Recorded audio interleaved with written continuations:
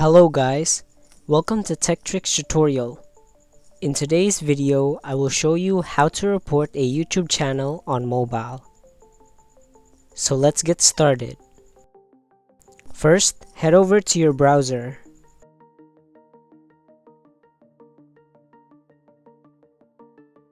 Now go to youtube.com.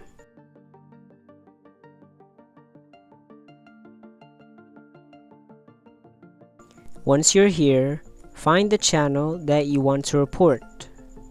I'm just going to use a random channel here as an example. Once you've got the channel, click More right here. Now scroll down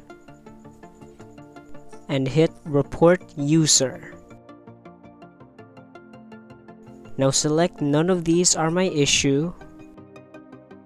Then hit Next.